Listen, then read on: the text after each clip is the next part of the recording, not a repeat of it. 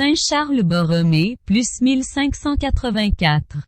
Fêté le 4 novembre. Charles Borromée, fils cadet d'une famille noble italienne, avait tout pour se laisser entraîner dans une vie facile et fastueuse.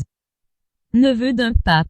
Nommé cardinal à 22 ans, il est submergé de charges honorifiques très lucratives, son revenu annuel était de 52 000 écus, soit plus de 1000 tonnes d'or fin.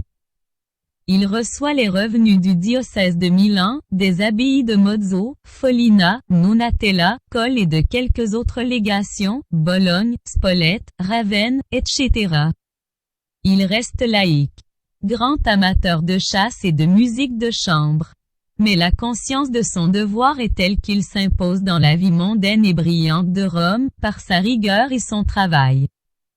Il collabore efficacement à la reprise du Concile de Trente, interrompu depuis 8 ans. Au moment de la mort subite de son frère aîné. Alors qu'il pourrait quitter l'Église pour la charge de chef d'une grande famille, il demande à devenir prêtre. Désormais il accomplit par vocation ce qu'il réalisait par devoir.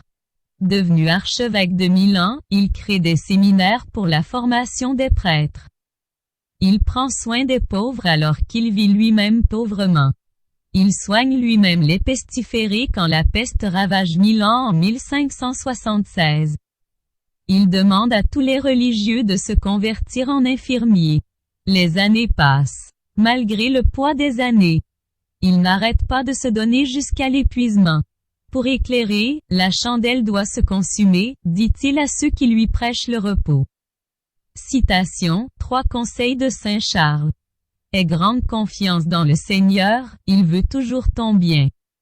Exerce-toi à la connaissance de toi-même. Dans la prospérité, évite une trop forte allégresse. Elle risquerait de te faire oublier à ton âme les misères et périls existentiels. Saint Charles Borromée.